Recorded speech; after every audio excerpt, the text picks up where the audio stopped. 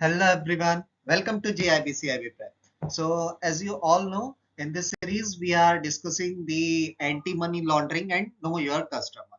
So आप सभी को पता है कि हम इस सीरीज में एंटी मनी लॉन्ड्रिंग और नो योर कस्टमर को कवर कर रहे हैं। सबसे पहले हम एंटी मनी लॉन्ड्रिंग को कवर कर रहे हैं और उसके अंदर जब हमारे सीरीज का जो फर्स्ट सेशन था उस समय मैंने आपको ये सारे ही चैप्टर्स से इंट्रोड्यूस करा दिया था और अभी तक हमने 4 चैप्टर्स को कवर कर लिया, यानी चैप्टर 4 तक हम लोगों ने जो है सेशन का कंप्लीट कर लिए हैं आप। और एंड आई होप आप लोगों ने सेशन देखा भी होगा, आप लोगों ने चैप्टर्स को प्रॉपर तरीके से समझा भी होगा और आपको एक बेटर अंडरस्टैंडिंग मिल गई होगी कि किस तरीके से आपको आपकी IIBF जो आपकी एग्जामिनेशन है, सर्टिफिकेशन एग्जामिनेशन जो है, उसको किस तरीके से क्लियर करना है। ओके, सो दोस्तों इस सेशन में अब हम क्या करने वाले हैं, तो हम चैप्टर 5 पर बात करेंगे और चैप्टर 5 है हमारा AML CFT लेजिस्लेशन इन मेजर कंट्रीज रीजन। तो आज इस सेशन में इस चैप्टर को डिस्कस करने वाले हैं। तो बिना देर के स्टार्ट करते हैं। तो सबसे पहले हम समझते हैं हमारे स्ट्रक्चर को, यानी इस चैप्टर में हम किन चीजों को फोकस करने वाले हैं। तो आपको यहाँ पे ध्यान रखना है कि स्ट्रक्चर में हम क्या क्या चीजें देख रहे हैं। ठीक है, तो फर्स्ट हम समझेंगे AML legislation at national level. इसके बाद में हम देखेंगे काउंसिल्स ऑफ यूरोप कन्वेंशन। इसके अंदर हम देखेंगे कि क्या क्या लॉज बनाए गए, क्या रेगुलेशंस थे। और उसी के बाद हम देखेंगे यूनाइटेड स्टेट ऑफ अमेरिका ने AML को लेकर क्या चीजों पर काम किया है। उसी के बाद हमारा रहेगा यूनाइटेड किंगडम और फिर ऑस्ट्रेलिया। तो ये बहुत ज्यादा बड़ा चैप्टर नहीं है, बहुत ही छोटा चैप्टर है और इसके ये बहुत ही आसान है। इसके अंदर रूल्स एंड रेगुलेशंस और AML को लेकर कहाँ कहाँ क्या गाइडलाइंस बनी है, कौन सी कंट्री किस बेसिस पर वर्क कर रही है, यही सारी चीजें हमको देखना है। ओके, और लास्ट में हम करेंगे MCQs और MCQs कंप्लीट होने के बाद में इस सेशन को एंड करेंगे। ठीक है, सो बिना देर किए स्टार्ट करते हैं और समझते हैं सबसे पहले AML legislation at national level. Okay, तो देखो दोस्तों, दुनिया के कई देश इंटरनेशनल गाइडलाइंस को फॉलो करते हैं, ये तो आप सभी को पता होगा, और इसे कहते हैं ग्लोबल कमिटमेंट। इसे क्या कहते हैं? Global commitment. ठीक है, अब लेकिन यदि हम ऐसी बात करें, लेकिन जब यदि हम बात आती है अपने नेशनल लेवल की, अपनी राष्ट्रीय स्तर की यदि बात आती है, तो वेरिएशन होता है हर कंट्री का। अब वेरिएशन क्यों होता है, तो उसके पीछे भी रीजन है। हर कंट्री का अपना एक लॉ होता है। क्या होता है? हर कंट्री का अपना एक लॉ होता है। तो उस लॉ के तहत, ठीक है, हर कंट्री अपने काम करती है। ठीक है, तो इस वेरिएशन को इंपैक्ट करने वाले कुछ फैक्टर्स होते हैं। ठीक है, क्या होते हैं? कुछ फैक्टर्स होते हैं उसको इंपैक्ट करने वाले, जैसे कि आपको स्क्रीन पर दिख रहा होगा, social system and practices, political political systems and economic system. ठीक है, तो ये कुछ ऐसे ये फैक्टर्स हैं जो कि कहीं ना कहीं वेरिएशन लेकर आते हैं।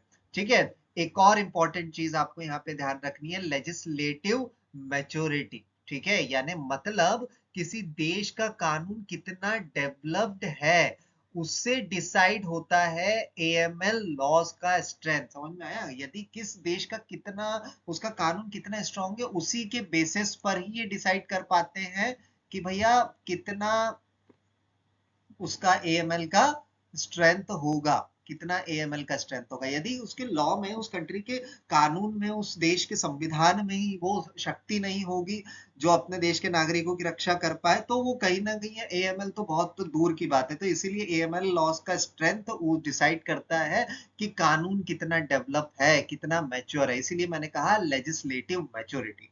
ठीक है, इसी के बाद एक चीज और, ठीक है, या हम कह सकते हैं कि फाइनली हर कंट्री अपने अपने नेशनल AML लॉस, यानी कि एंटी मनी लॉन्ड्रिंग लॉस भी उनके होते हैं और उनको सिस्टम को वो सूट करते हैं। ठीक है, I hope it is clear to all. चलिए आगे बढ़ते हैं। इसके बाद में अब देखते हैं, इसके बाद council of Europe conventions.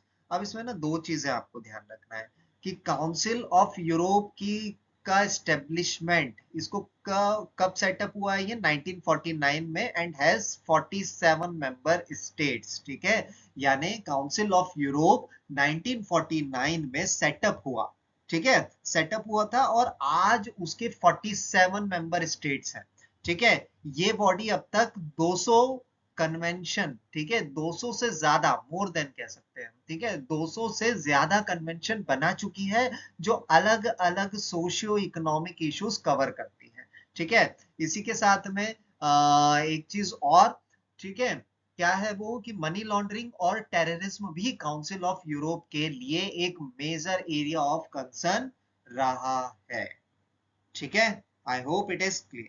Okay, so let's move to the next slide and now coming to the next convention, and the next convention is, आप सभी को स्क्रीन पर दिख रहा है, European convention on the suppression of terrorism 1977। ठीक है, देखिए 1977 में काउंसिल ऑफ यूरोप ने एक कन्वेंशन बनाया जो टेररिज्म को कॉम्बैट करने के लिए था। कब बनाया? 1977 में एक कॉम्बैट, एक काउंसिल ऑफ यूरोप बनाया। काउंसिल ऑफ यूरोप ने एक कन्वेंशन बनाया जो कि टेररिज्म को कॉम्बैट करने के लिए था। ठीक है, अब इसका क्या पर्पस था, तो आप पर्पस ध्यान रखिए। This convention sought to facilitate extradition of person having committed act of terrorism, मतलब ये कि इसका जो पर्पस था, लॉन्ग टेररिज्म रिलेटेड ऑफेंसेस करते हैं। ठीक है, यानी इसका पर्पस था कि जो लॉन्ग टेररिज्म रिलेटेड ऑफेंसेस करते हैं उनकी एक्सट्रेडिक्शन इजी हो सके। ठीक है, कहीं ना कहीं उसको रोका जा सके। क्लियर यहाँ पे? आई होप इट इज क्लियर। अब देखिए, अब इस कन्वेंशन ने क्या बोला, तो यहां पर देखिएगा, अब ये कन्वेंशन क्या बोल रहा है, तो कन्वेंशन ने बोला कि कुछ ऑफेंसेस को पॉलिटिकल ऑफेंसेस के नाम पे एक्सक्यूज नहीं किया जा सकता। मतलब टेररिस्ट एक्ट को पॉलिटिकल मोटिव के अंडर हाइड नहीं किया जाएगा। ठीक है, ये क्लियर इंस्ट्रक्शन था। फिर उसके बाद में हम बात करें तो 2003 की बात आई, तो 2003 में इस कन्वेंशन को अमेंड करके और ज्यादा ऑफेंसेस को डिप्लोटिसाइड्स किया गया, लिस्ट में ऐड कर दिया गया। ठीक है, कब किया गया इसको अमेंड, कब किया गया, तो आप ईयर ध्यान रखिएगा 2003 में। तो देखिए कुछ ईयर्स आपको ध्यान रखने हैं। ठीक है, कौन से एक्ट और कौन से कानून कब अमेंड किए गए। ठीक है, मैं आपको बता देता हूँ हाईलाइट बुलेट्स की कि आपको क्या क्या ध्यान रखना है। कोई भी कानून कब सेट किया गया, ठीक है, उसका स्टेब्लिशमेंट कब हुआ, इसके बाद में आप ध्यान रखेंगे उसको कब अमेंड किया गया। ठीक है, और उसकी इंपॉर्टेंस क्या है।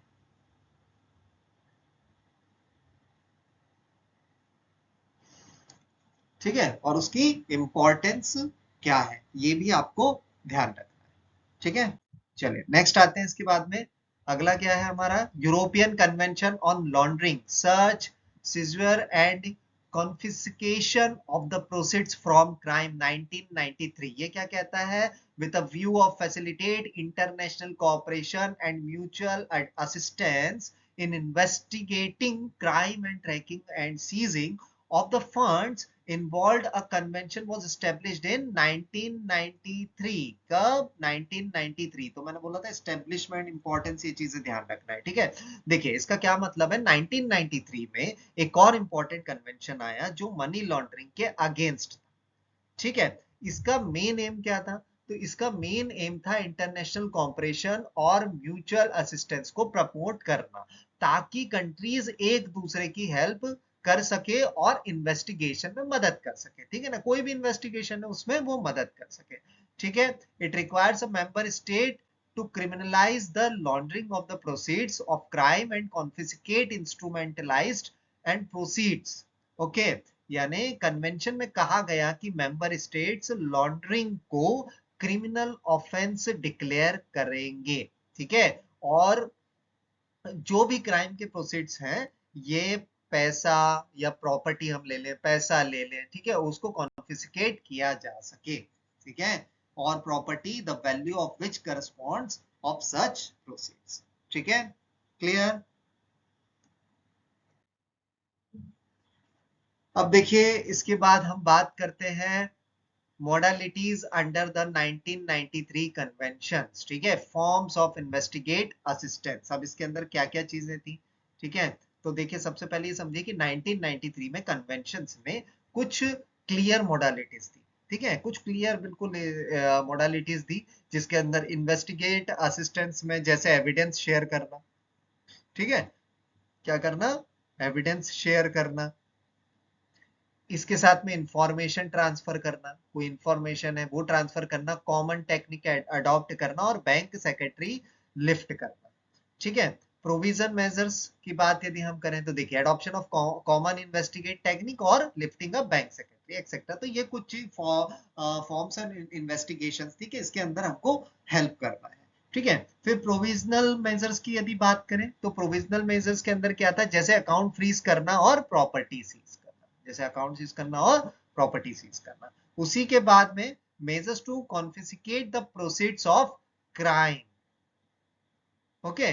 तो अब इसके अंदर क्या है, तो इसको हम बोल सकते हैं कॉन्फिस्केशन मेजर्स क्या थे, तो एक कंट्री का कॉन्फिस्केशन ऑर्डर दूसरी कंट्री इन्फोर्स करे या फिर डोमेस्टिक प्रोसीडिंग्स स्टार्ट की जाए ऑन रिक्वेस्ट, ठीक है, ऑन रिक्वेस्ट, ओके।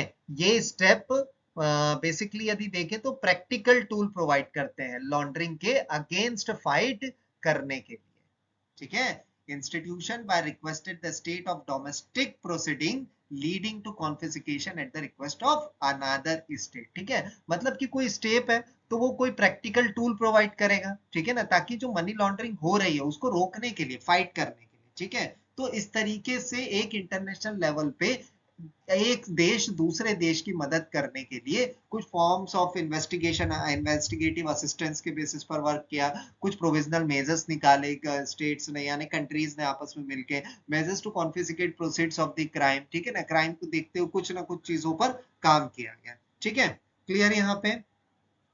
चलो तो नेक्स्ट आते हैं इसके बाद में,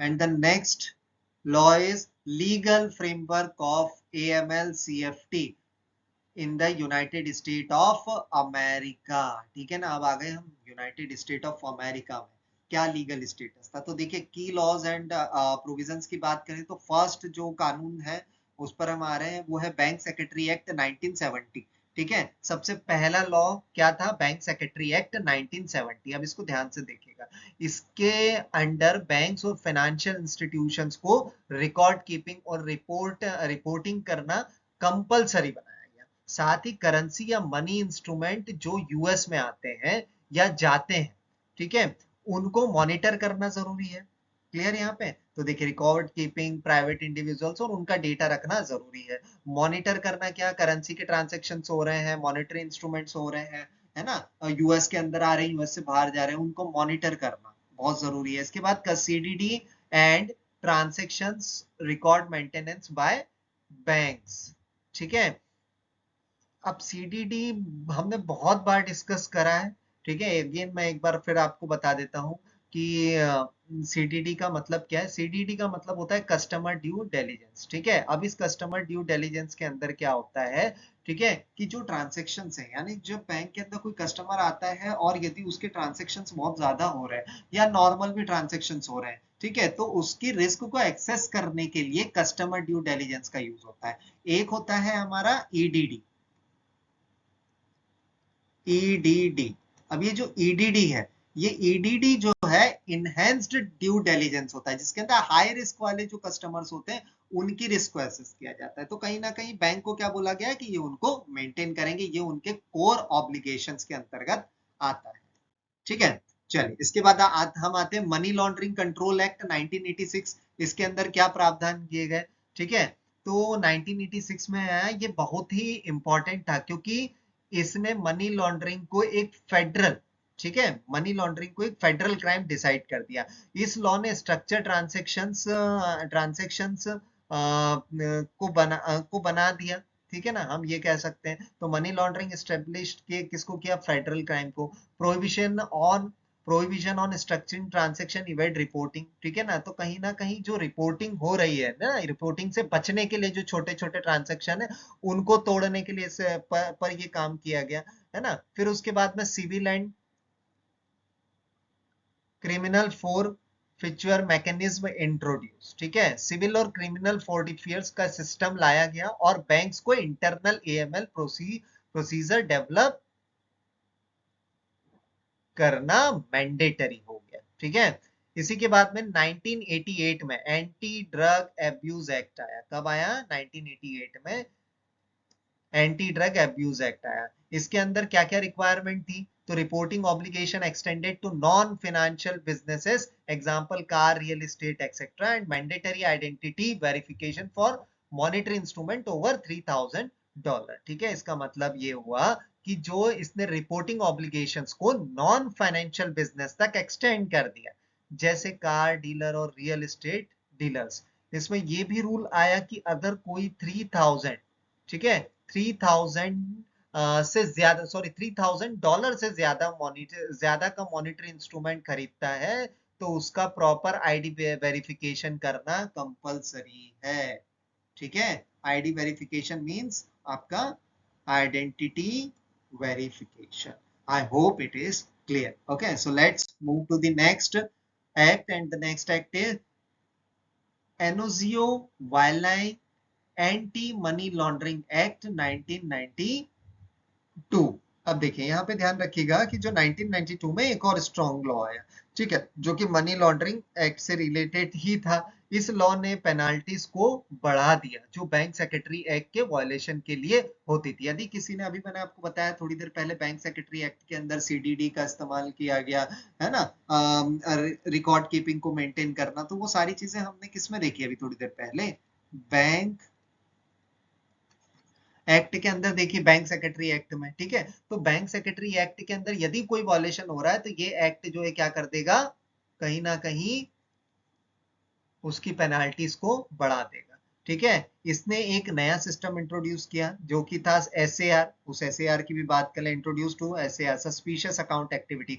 अब देखिए ना, सस्पिशियस अकाउंट एक्टिविटी को फिर अगेन मैं समझा देता हूँ। हालांकि हमारे जो पिछले सेशंस हुए हैं उसके अंदर हमने एसएआर पे बहुत डिटेल में डिस्कस किया है। एसएआर होता है सस्पिशियस अकाउंट रिपोर्ट, सॉरी। ठीक है, तो इस सस्पिशियस एक्टिविटी रिपोर्ट के में क्या होता है कि फॉर एग्जाम्पल एक स्टूडेंट है और उस स्टूडेंट का एक अकाउंट है बैंक के अंदर, मैं मान लेता हूँ सेविंग अकाउंट। सेविंग अकाउंट ही होगा स्टूडेंट का, या माइनर अकाउंट होगा। अब उसके अंदर एकदम से यदि लाखों रुपए का ट्रांजेक्शन हो रहा है, 10-10 लाख रुपए का हर डेली ट्रांजेक्शन हो रहा है, इन हो रहा है, आउट हो रहा है, क्रेडिट हो रहा है, डेबिट हो रहा है, तो कहीं ना कहीं ये बैंक के लिए क्या होगा? रेड फ्लैग होगा। तो जब भी वो इस तरीके का रेड फ्लैग देखेंगे तो वो सस्पिशियस एक्टिविटी रिपोर्ट के अंतर्गत उसको डालेंगे, और इसमें उनके लिए मैंडेटरी होगा कि वो इस चीज को रिपोर्ट करें, तब जाके ही मनी लॉन्ड्रिंग रुक पाएगी। क्योंकि ऑब्वियस है ना कि किसी स्टूडेंट के पास इतना पैसा नहीं आ सकता, तो कुछ तो प्रॉब्लम है। तो ऐसी रिपोर्ट जिसमें कि अधिक किसी प्रकार का कोई सस्पिशियस एक्टिविटी दिख रही है, ट्रांजेक्शन हो रहे हैं, तो वो उसकी रिपोर्ट कर सके। ठीक है, साथ ही वायर ट्रांसफर के लिए रिकॉर्ड कीपिंग और वेरिफिकेशन स्टैंडर्ड सेट करना। ठीक है, establishment of bank secretary act, advisory group, इसका एस्टेब्लिशमेंट करना। ओके, चलिए अब आते हैं इसके बाद में नेक्स्ट जो हमारा एक्ट है वो क्या है? 1994 में, ठीक है, मनी लॉन्ड्रिंग सप्रेशन एक्ट आया। ठीक है, इसमें बैंकिंग एजेंसीज को बोला गया कि एएमएल ट्रेनिंग प्रोग्राम को इम्प्रूव करें, और जो सस्पिशियस एक्टिविटी बैंक डिटेक्ट करते हैं उनको लॉ एनफोर्समेंट रेफर करने की प्रोसीजर और स्ट्रॉन्ग बनाई गई। ठीक है, क्लियर? यहाँ पे require banking, require banking agencies to improve AML training program. So second, strengthen procedure, ताकि के ये इस तरीके की जो सस्पिशियस एक्टिविटी है उसको स्ट्रॉन्ग बनाना भी तो जरूरी है। यदि हम बता रहे हैं कि भैया ये एक्टिविटी हो रही है तो उसको कैसे रोका जाए, तो कहीं ना कहीं लॉ इन्फोर्समेंट की जरूरत होती है। तो लॉ इन्फोर्समेंट के लिए इसको और ज्यादा स्ट्रॉन्ग बनाया गया। आई hope it is clear. Okay, चलिए तो नेक्स्ट आते हैं इसके बाद में।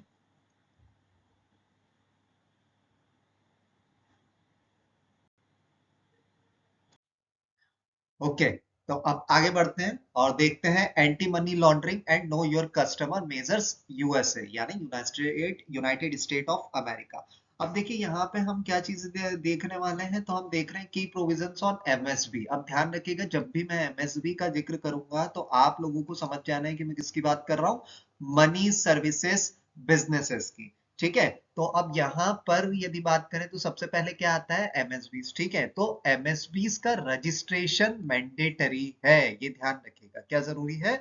इसका रजिस्ट्रेशन बहुत जरूरी है। अब ये है क्या, तो यहाँ पर ध्यान रखिए कि मतलब जो भी business money transfer, currency exchange या रिमिटेंस करता है उसको गवर्नमेंट के साथ रजिस्टर करना ही होगा। मतलब कोई भी किसी प्रकार का मनी से रिलेटेड ट्रांजैक्शन हो रहा है, रेमिटेंस से रिलेटेड ट्रांजैक्शन हो रहा है, तो उसको गवर्नमेंट के साथ में रजिस्ट्रेशन करना जरूरी होगा। तो इसीलिए बोला गया mandatory registration on off MSB. ठीक है। Operating on unregistered MSB is a federal crime, यानी अगर कोई एमएसबी बिना रजिस्ट्रेशन ऑपरेट करता है तो वो एक फेडरल क्राइम माना जाता है। ठीक है। मतलब डायरेक्टली वो किसके खिलाफ है? कानून के खिलाफ है। ठीक है। और स्टेट्स को इनकरेज किया गया है कि वो अपना लेजिस्लेशन बनाए जो एक यूनिफॉर्म सिस्टम क्रिएट करे अक्रॉस द कंट्री। ठीक है। So I hope it is clear to all. Okay, so let's move to the next, money laundering and financial crime strategy act 1998। अब देखिए ये थोड़ा ध्यान रखिएगा कि कौन सा एक्ट कौन से ईयर में आया था, किस एक्ट का क्या जो है इफेक्ट है, उसका क्या इंपॉर्टेंस है और वो क्यों बनाया गया। ठीक है। तो यहाँ पर देखिए money laundering and financial crime strategy act 1988 में। ठीक है।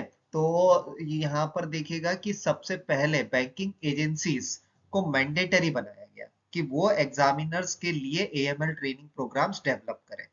ठीक है। Required banking agencies to develop AML training programs for examiners. ठीक है। And it is formulated by the national money laundering strategy. ठीक है। क्लियर यहाँ पे? मतलब जो बैंक और फाइनेंशियल जो फाइनेंशियल इंस्टीट्यूशन है उसको चेक करते हैं, उनको प्रॉपर ट्रेनिंग दी जाए, प्रॉपर तरीके से उनको ट्रेनिंग दी जाए ताकि वो एएमएल से अच्छे से लड़ सके। ठीक है। और दूसरा, एक मनी लॉन्ड्रिंग स्ट्रेटेजी फॉर्मुलेट की गई। अब वो क्यों की गई, तो दे यहाँ पर समझिए कि जो पूरे कंट्री के लिए एक कॉमन रोड मैप था लॉन्ड्रिंग के अगेंस्ट फाइट करने का। ठीक है। और तीसरा यदि बात करें तो HIFCA means high intensity financial crime area. ठीक है। इसे बनाया गया।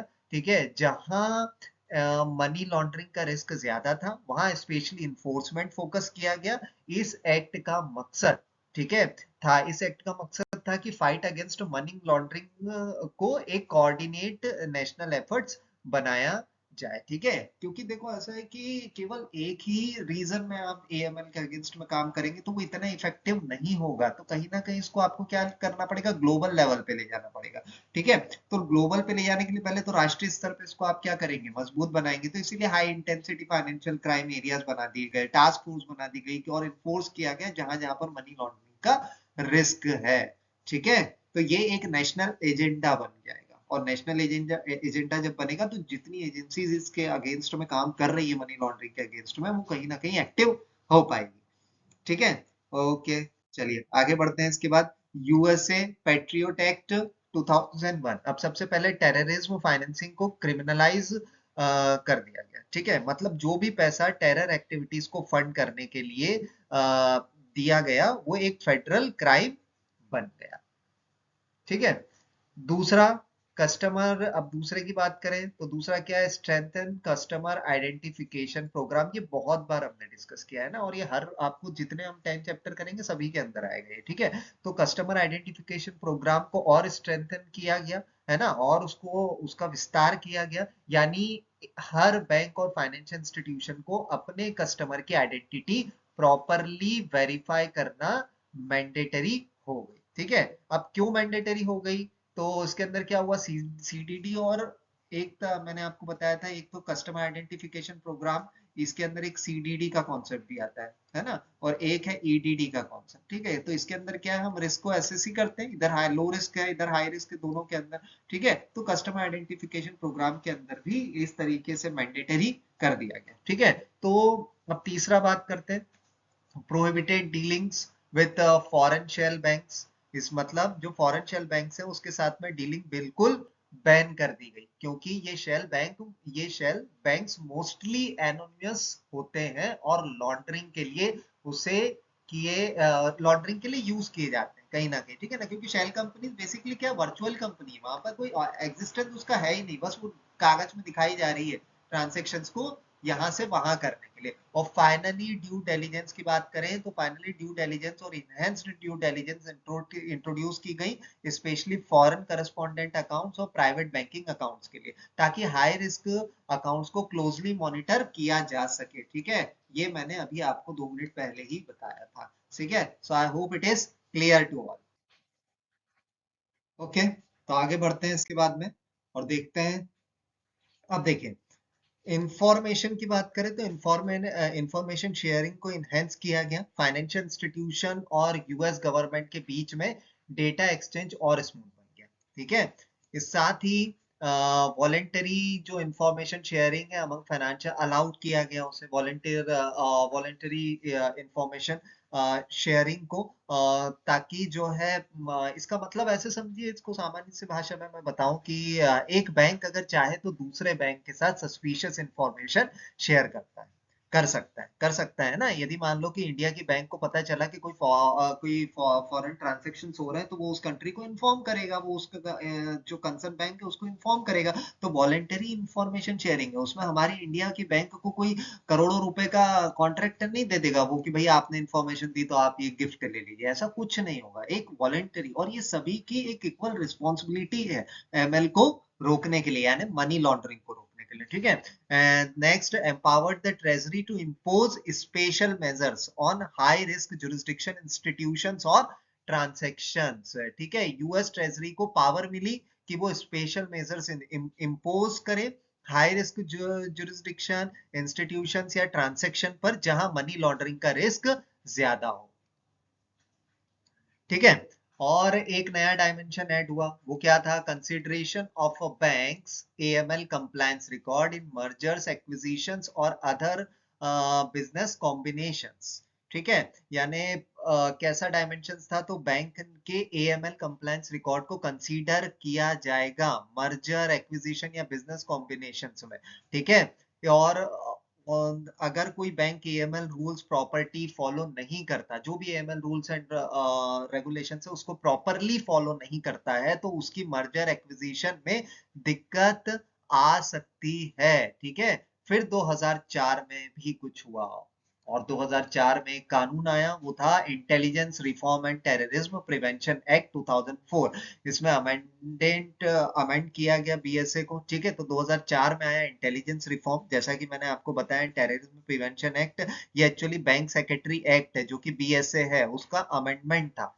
ठीक है, क्योंकि बीएसए हमने लास्ट सेशन में उसको कवर किया है, ठीक है ना, तो उसके कुछ अमेंडमेंट भी पड़े थे, तो ये उसका एक अमेंडमेंट था। ठीक है, इसने एक और स्ट्रॉन्ग रिक्वायरमेंट इंट्रोड्यूस की, क्रॉस बॉर्डर वायर ट्रांसेक्शंस का मैंडेटरी रिपोर्टिंग्स, है ना, जो भी क्रॉस बॉर्डर वायर ट्रांसफर हो रहा है उसका मैंडेटरी रिपोर्टिंग हो। मतलब अगर पैसा एक कंट्री से दूसरे कंट्री जाता है तो उसका प्रॉपर रिपोर्ट फाइल करना जरूरी हो गया। ठीक है, introduced a mandatory reporting for cross border wire transfers. ठीक है, चलो, so let's move to the next. And next is, बात करें तो यूके का मेन लॉ है ये।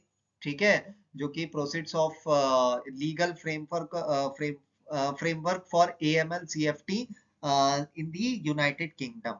और वो कौन सा है? The proceeds of crime act 2002। इसलिए ये जो है यूके का एक मेन लॉ है, प्रोसीड्स ऑफ क्राइम एक्ट 2002। ये एक्ट बाद में अमेंड हुआ था क्राइम एंड कोर्ट एक्ट 2013 और सीरियस क्राइम एक्ट 2015 के थ्रू।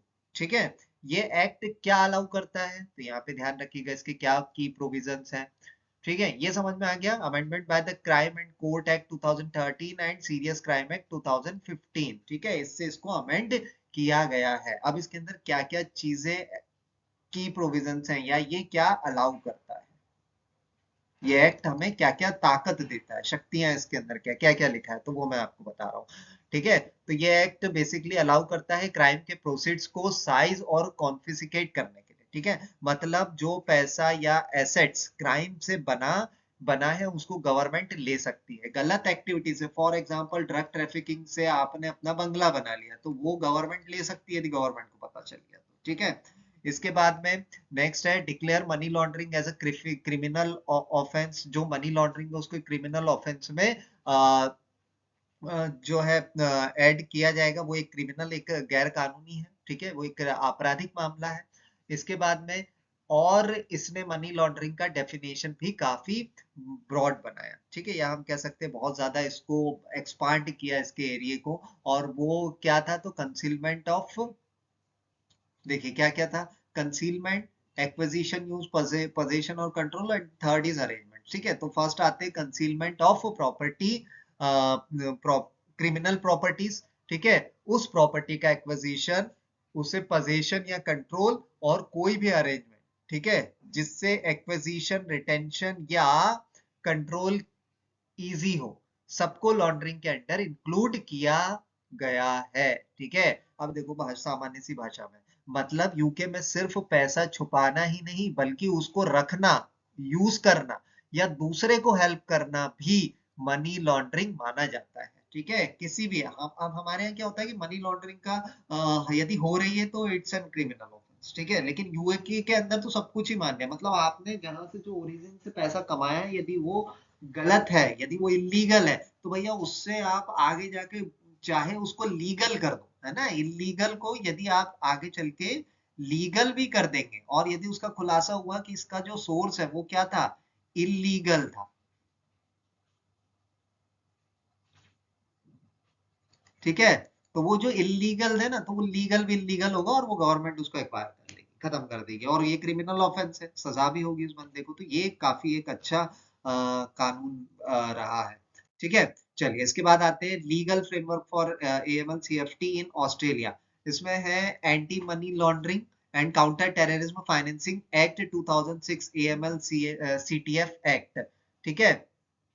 अब देखिए यहाँ पे ध्यान रखिएगा, बेसिक ये सीटीएफ आप समझते हैं ना, काउंटर टेररिज्म फाइनेंसिंग एक्ट की बात कर रहा हूँ। ऑस्ट्रेलिया ने anti money laundering and counter terrorism financing act 2006 पास किया, ठीक है। इस एक्ट के अंतर्गत जो रेगुलेटेड बिजनेस के लिए कुछ क्लियर ऑब्लिगेशंस सेट किए गए, ठीक है। सबसे पहले उन्हें ऑस्ट्रेक में इनरोल करना मैंडेटरी है, ठीक है, जो कि ऑस्ट्रेलिया का transaction report and analysis centre है। हर बिजनेस को, फिर ध्यान दीजिए, हर बिजनेस को, ठीक है, अपना एक एएमएल सीएफटी प्रोग्राम इंप्लीमेंट करना होता है जिसमें पॉलिसीज और प्रोसीजर्स लिखे होते हैं, ठीक है।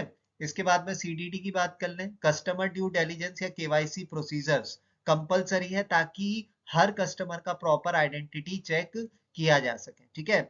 बिजनेस को बात करें, reporting of suspicious matter and threshold transactions and internal funds transfer, ठीक है, बिजनेस को सस्पिशियस मैटर रिपोर्ट करना होता है, साथ ही थ्रेशोल्ड ट्रांजैक्शन और इंटरनेशनल फंड ट्रांसफर भी रिपोर्ट करने पड़ते हैं। और फाइनली बात करें तो ट्रांजैक्शन और कस्टमर आइडेंटिफिकेशन रिकॉर्ड्स मेंटेन करना जरूरी है, ताकि अगर ताकि अगर इन्वेस्टिगेशन हो तो डेटा अवेलेबल रहे। विदाउट डेटा आप किस पर बात करेंगे, ठीक है। And verbal communication is a no communication, यदि ऑफिशियल बात करें तो, ठीक है। तो यही ऑस्ट्रेलिया ने अपने बिजनेस को डायरेक्ट रिस्पॉन्सिबिलिटी दी है कि वो लॉन्ड्रिंग और टेररिज्म फाइनेंसिंग के अगेंस्ट प्रोएक्टिव रोल प्ले करे, ठीक है। तो I hope it is clear to all कि ऑस्ट्रेलिया के अंदर मनी लॉन्ड्रिंग को लेकर किस तरीके से कानून बनाए गए हैं, ठीक है। चलिए नेक्स्ट आते हैं इसके बाद में, सपोर्टिंग इंस्ट्रूमेंट एंड रेगुलेशंस, ठीक है। अब यहाँ पर हम डिस्कस करने वाले हैं अपने anti money laundering and counter terrorism financing rule instrument 2007, ठीक है। अब देखिए सबसे पहले जो है वहां पर यदि मैं बात करूं तो क्या दिख रहा है आपको, provides procedural and operational guidelines to implement the AML CTF, ठीक है, एक्ट। मैंने सीटीएफ का फुल फॉर्म आपको पिछले अभी जस्ट मैंने बता दिया है, ठीक है, counter to terrorism financing, okay. तो ये छोटे छोटे फुल फॉर्म, शॉर्ट फॉर्म्स वगैरह आप लोग अपने नोट्स में लिख लीजिएगा, ठीक है। अब बेसिकली ये एक डिटेल्ड गाइडलाइंस है जो एक्ट को प्रैक्टिकली इंप्लीमेंट करने के लिए प्रोसीजरल और ऑपरेशनल रूल्स प्रोवाइड करता है, ओके मतलब लॉ को फॉलो करने के लिए step by step framework business को, या बिजनेस को जो फ्रेमवर्क है वो यहीं से मिलता है। ठीक है, अब दूसरा इंपॉर्टेंट रेगुलेशन क्या है, AML CTF Iran counter measures regulation 2014। ठीक है, it introduce differentiated provisions for transactions involving Iran, and the second is allow for regulations to prohibit or restrict certain transactions with high risk jurisdiction। अब ये क्या है तो आइए समझते हैं। ठीक है, अब दूसरा इंपॉर्टेंट जो मैंने आपको बताया उसमें क्या था, तो फर्स्ट पॉइंट पर निगाह डालिएगा। इसमें स्पेसिफिकली ईरान के साथ होने वाली ट्रांजैक्शंस के लिए डिफरेंशिएटेड प्रोविजन रखे गए। ओके क्लियर हुआ है यहाँ पे, ईरान के साथ में जो भी ट्रेड्स हो रहे हैं, जो ट्रांजेक्शन हो रहे हैं, उसके लिए डिफरेंशिएटेड प्रोविजंस को रखा गया है ना, सारे प्रोविजंस उस पर लागू नहीं होते। और ये रेगुलेशन अलाउ करता है कि अगर कोई जुरिस्डिक्शन हाई रिस्क माना जाता है तो उन ट्रांजेक्शन्स को रिस्ट्रिक्ट या प्रोहिबिट किया जा सकता है।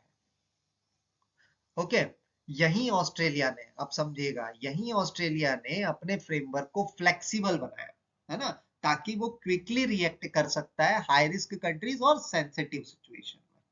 ठीक है, समझ गए, तो ये एक उसकी एक अच्छी खासियत है। चलिए आगे बढ़ते हैं, इसके बाद में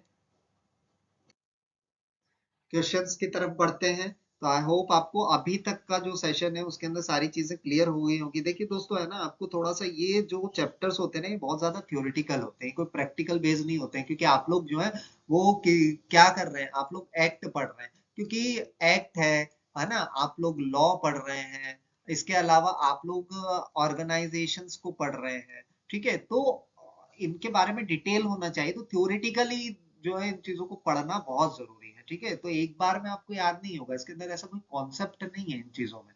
ठीक है, तो थोड़ा अपने माइंड को भी ओपन रखना है, और अपनी रीडिंग हैबिट के साथ में अपनी राइटिंग हैबिट को भी बढ़ाना है, ताकि आपके एक शॉर्ट नोट्स तैयार हो सके और आप लोग अपनी जब एग्जाम देने जा रहे हैं IABF AML KYC का, तो आप उन की पॉइंट्स को, उन बुलेट पॉइंट्स को फटाफट फटाफट जो है रिवाइज कर सकते हैं। ठीक है, चलिए तो अब बिना देर गवाए हम आते हैं क्वेश्चंस पे। अब जो हमारे क्वेश्चंस है उसमें जो पहला क्वेश्चन आपको दिख रहा है आपकी स्क्रीन पर, which of the following statements about the Bank Secretary Act 1970 USA are correct। ठीक है, जो बैंक सेक्रेटरी एक्ट 1970 यूएसए का जो कानून है, जो बैंक्स के लिए बनाया गया था, ठीक है, उसके रिलेटेड कौन से स्टेटमेंट यहाँ पर आपको सही दिख रहे हैं। First, it introduced record keeping and reporting obligations for banks and individuals. ठीक है, ये जो है रिकॉर्ड कीपिंग रिपोर्टिंग ऑब्लिगेशंस और बैंक्स और इंडिविजुअल्स के लिए इंट्रोड्यूस किया गया। ठीक है, इसके अलावा और क्या इंट्रोड्यूस हुआ, तो it monitors movement of currency, monetary instrument into and out of the US, ना, मॉनिटरी मूवमेंट इसका करेंसीज को लेकर है। इसके बाद में इट रिक्वायर्स सीडीडी यानी customer due diligence and transaction record maintains by the bank. क्या इसके सभी बैंक्स को कस्टमर ड्यू डिलिजेंस और ट्रांजैक्शन रिकॉर्ड को मेंटेन करना जरूरी है। और फोर्थ हमारा है, it criminalised money laundering at the federal level. Okay, क्या ये मनी फेडरल लेवल पे जो है मनी लॉन्ड्रिंग वो एक क्रिमिनलाइज्ड बताया गया बीएसए के अंदर। So which of the following is the correct option, and the correct option is option A, यानी 1 2 3। देखिए बीएसए एक्ट के अंदर नहीं बताया गया फेडरल लॉ, ये यूके के एक्ट में बताया गया है ना, हमने अभी थोड़ी देर पहले डिस्कस किया था। ठीक है, चलिए आगे बढ़ते हैं। इसके बाद में next question, which of the following statement about the money laundering control act 1986 USA are correct. ठीक है, ये जो money laundering control act 1986 USA का है, इसके कंपैरिजन में कौन कौन से स्टेटमेंट सही है। ठीक है, तो पहला है, इसको स्टेब्लिश्ड किया गया था, established money laundering as a federal crime. ठीक है, क्या इसके अंदर मनी लॉन्ड्रिंग को फेडरल क्राइम के रूप में स्टेब्लिश्ड किया गया है। It prohibits structuring transactions to invade reporting, जो रिपोर्टिंग्स होती है, रिकॉर्ड कीपिंग जो होती है, मॉनिटरिंग जो होती है, क्या वो उसके अंदर प्रतिबंधित है। Third, it introduce civil and criminal forfeiture mechanism, क्या इसने बनाया है ना, civil and criminal mechanism introduce किया है। And fourth, it created AUSTRAC as the central financial intelligence unit. So which of the following option is correct, and the correct option is option A 1 2 and 3। ठीक है, यहाँ पर भी starting के 1 2 and 3 correct है। ये ऑस्ट्रेक जो ऑस्ट्रेलिया के एक्ट में है, ओके, चलिए नेक्स्ट आते हैं इसके बाद। Which of the following statement about anti drug abuse act 1988 USA are correct. Anti drug abuse act 1988 जो यूएसए का एक्ट है, आप वो देखिए कि इनमें से कौन से स्टेटमेंट तो उसके रिगार्डिंग सही है। ठीक है, तो it extended report obligations to non financial business like car dealers. Okay. Second, it requires mandatory identity verification for monetary instrument over $3,000। क्या इसके लिए मैंडेटरी आइडेंटिटी वेरिफिकेशन क्या इसके अंदर रिक्वायरमेंट मतलब अलाउ किया गया है ना, ये कानून के अंतर्गत है या नहीं है। इसके बाद it prohibit shell bank operate in the US. क्या यूएस के अंदर ये बैंक जो शेल बैंक ऑपरेशन है उसको वो प्रतिबंधित करता है। और fourth, it introduce the concept of suspicious activity report. ठीक है, इसने जो है SAR कॉन्सेप्ट को इंट्रोड्यूस किया। So which of the following option is correct. Option A, only 1 and 2 is correct. ठीक है, तो यहाँ पर ध्यान रखिएगा, है ना। अब यहाँ पे यूएस एंटी वो यूएसए के एक्ट में ये इस तरीके के शेल कंपनीज को बैन वगैरह का कॉन्सेप्ट इसमें नहीं था। ठीक है, और सस्पिशियस एक्टिविटी रिपोर्ट को भी इसमें जो है मेंशन नहीं किया गया। Okay, so next question is which of the following statement about the Annunzio Violent AML Act 1992 USA are correct। ठीक है, अभी चार ऑप्शन आपके सामने है। ठीक है, देखिए क्वेश्चंस है ना स्टेटमेंट वाइज आते हैं, तो इसीलिए मैंने जो क्वेश्चंस लिए हैं वो स्टेटमेंट बेस्ड ही लिए हैं। कोई ऑप्शन उस हिसाब से नहीं बनाए, बहुत इजी क्वेश्चंस नहीं बनाए कि आप लोग आसानी से आंसर दे दें। ठीक है, क्यों? क्योंकि आपको AML का सर्टिफिकेट चाहिए। ओके, तो उसके लिए तैयारी करनी पड़ेगी, मेहनत करनी पड़ेगी।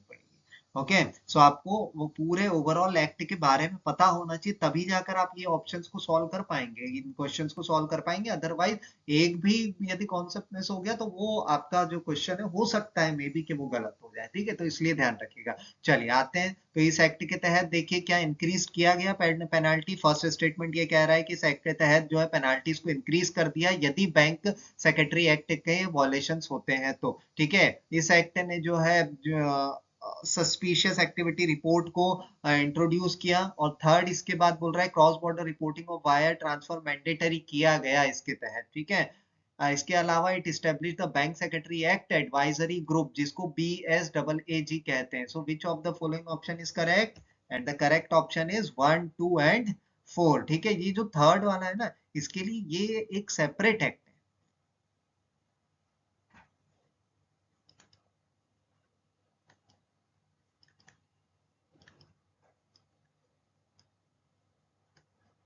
ओके, तो ये ध्यान रखिएगा। बाकी पेनाल्टीज को इंक्रीज किया गया, सस्पिशियस एक्टिविटी रिपोर्ट को इंट्रोड्यूस किया गया, और BSAAG जिसको हम बोलते हैं bank secretary act advisory group को भी इसके अंतर्गत कंसीडर किया गया। ठीक है, चलिए नेक्स्ट आते हैं इसके बाद। Which of the following statements about the money laundering suppression act 1994 are correct. Okay, so which of the following option is correct. तो यहाँ पर देखिएगा, आपको क्वेश्चन समझ में आ गया। जो मनी लॉन्ड्रिंग सप्रेशन एक्ट 1994 है उसके तहत कौन कौन से स्टेटमेंट यहाँ पर आपको सही लग रहे हैं, तो आपको वो बताना है। It required banking agencies to improve AML training programs. क्या इसके तहत जो बैंकिंग एजेंसीज है उसको AML ट्रेनिंग प्रोग्राम के लिए इम्प्रूव किया गया, है ना। It strengthen referral of suspicious activity to law enforcement. Law enforcement के लिए सस्पिशियस जो एक्टिविटीज होती है उसको रेफर किया गया, स्ट्रेंथन किया गया। और it mandate registration of money services businesses. ठीक है, जिसको MSB मैंने कहा था, MSB की यदि बात करूं तो ध्यान रखिएगा मैं किसकी बात कर रहा हूँ, मनी सर्विसेज बिजनेस की। ठीक है, तो क्या इसके अंतर्गत इस सप्रेशन एक्ट 1994 के तहत क्या उसको मेंशन किया गया, मैंडेट किया गया। और fourth, it introduce HIFCA task force. So which of the following option is correct. So the correct option is only 1 and 2. Option C is correct. I mean, okay. So option C, 1 and 2. It requires banking agency to improve AML training programs. ठीक है, ये banking agencies जो है उनको improve करने के लिए इस लॉ के अंतर्गत कहा गया ट्रेनिंग प्रोग्राम्स करने के लिए कि भैया बैंकिंग सर्विसेज समझ पाए कि कैसे एजेंसीज काम कर रही है, बैंक समझ पाए। ठीक है, तो और ज्यादा उसके अंदर इंप्रूवमेंट हो सकता है एंटी मनी लॉन्ड्रिंग की यदि ट्रेनिंग प्रोग्राम्स होते हैं तो। इसके साथ में it strengthen referral to of suspicious account to activities to law enforcement, बिल्कुल सही, वही मैं कह सकता हूँ दूसरे शब्दों में ऐसे यार, है ना, सस्पिशियस एक्टिविटी रिपोर्ट बनाकर देना और जो भी अकाउंट्स है उनको मेंशन करना। ठीक है, चलिए, so let's move to the next question and our next question is, बताइए कौन सा स्टेटमेंट इसके तहत करेक्ट है, which the money laundering and financial crimes strategy act 1998 USA. ठीक है, so it required AML training program for examiners. ठीक है, इस कानून के तहत जो है एएमएल ट्रेनिंग प्रोग्राम्स जो है उसको मैंडेट किया गया। It formulated the national money laundering strategy, क्या इसके तहत नेशनल मनी लॉन्ड्रिंग स्ट्रेटेजी को भी फॉर्मुलेट किया गया। It established HIFCA task force, क्या इसके तहत HIFCA टास्क फोर्स बनाई गई। ठीक है, सो the correct option is option D, all the above, ये सारे ही ऑप्शन करेक्ट है। ठीक है, चलिए नेक्स्ट आते हैं इसके बाद में, which of the following statements about the USA patriot act 2001 are correct. It statement देखिएगा, इट क्रिमिनलाइज्ड टेररिज्म फाइनेंसिंग, इसने टेररिज्म फाइनेंसिंग को क्रिमिनलाइज्ड किया। इसने जो फॉरेन शेल बैंक्स होती है उनके साथ में डीलिंग्स को प्रोहिबिटेड किया। It introduce due diligence for foreign correspondent and private banking accounts. ठीक है, इसने क्या इंट्रोड्यूस किया, foreign correspondent and private banking accounts के ड्यू अकाउंट्स को। ठीक है, ड्यू डिलिजेंस में आप सीडीडी भी ले लीजिए, ईडीडी दोनों ले सकते हैं। ठीक है, it allowed voluntary information sharing among financial institution.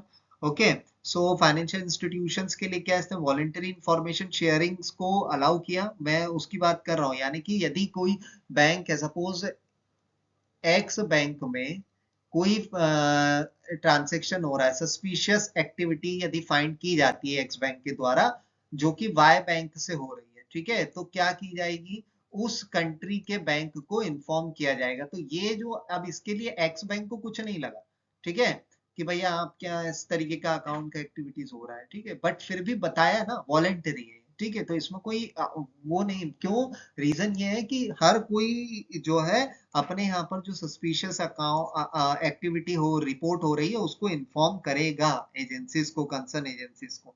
ठीक है, ये कानून भी है एएमएल का, जिसको एंटी मनी लॉन्ड्रिंग कहते हैं। Okay, so the answer is all the above. ठीक है, चलिए नेक्स्ट आते हैं इसके बाद में, which of the following statements about proceeds of crime act, UK 2002 are correct. Okay, so the correct statement, आप यहाँ पर स्टेटमेंट देखिए, it provides for seizure and confiscation of proceeds of crime. इसके बाद में it declare money laundering as a criminal offence, और third it defines money laundering to include concealment, possession and use of criminal property. क्या इसने money laundering, ये जो third statement है ये बोल रहा है कि इसके अंदर यदि किसी ओरिजिन से पैसा कमाया है, ठीक है ना, उसको से यदि कोई प्रॉपर्टी बनाई है, उसको चाहे उसने लीगल भी कर दिया हो, ठीक है, ओके, तो क्या उसके अंदर ये सारी चीजों को डिफाइन किया गया है या नहीं।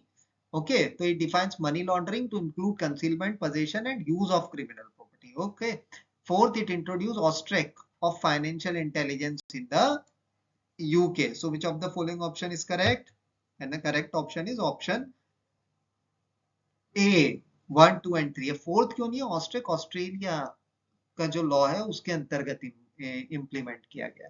Okay, now the next question is,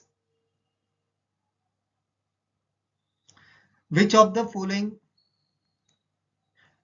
following statements about the AML CTF rules instrument 2007 Australia are correct. Okay, so it provide operational guidelines to implement the AML CTF Act.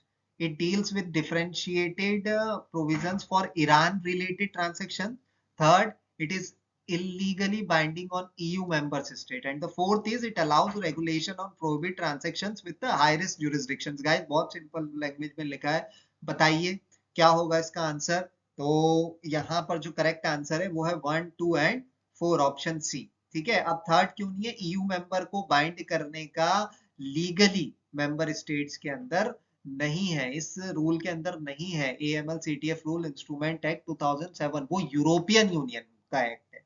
कौन सा, जो हमने ईयू एक्ट पढ़ा था ना, उस EU act के अंदर कहा गया है कि प्रोहिबिट होगा, उनके लिए लीगल बाइंडिंग्स होगी जो भी उन्होंने उनके एंटी मनी लॉन्ड्रिंग के रूल्स एंड रेगुलेशन बनाए। ठीक है, तो ये तो ऑस्ट्रेलिया का, इसमें ऑस्ट्रेक वाला कॉन्सेप्ट बिल्कुल आता है।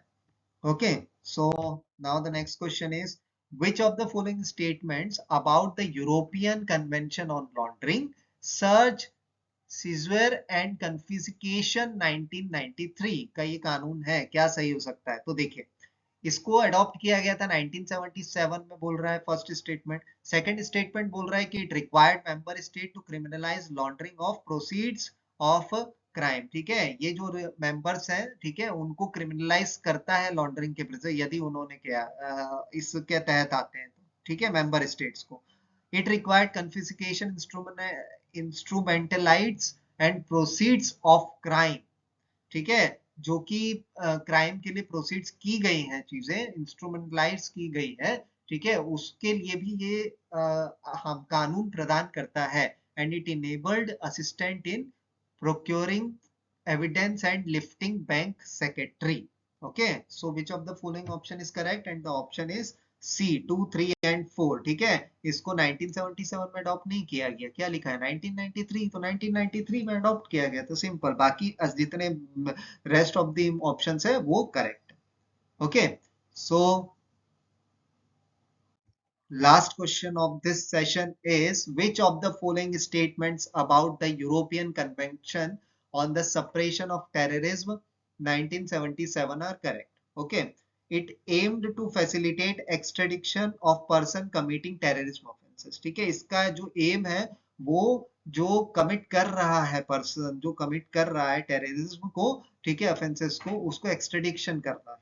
इसके अलावा it provide that certain offenses should not be considered politically। ठीक है, जो कि offenses हैं उनको कोई ये politically consider नहीं कर रहा है। ठीक है, ये प्रोवाइड करता है ये का कानून। इट वॉज अमेंडेड 2003, इसको 2003 में अमेंड किया गया टू एक्सपांड द लिस्ट, इसकी लिस्ट को एक्सपांड करने के लिए। ठीक, और it introduce the concept of high intensity financial crime areas. So which of the following option is correct? So the correct option is 1, 2 and 3. Option A is correct. Okay, इसने high intensity financial crime area को introduce नहीं किया है।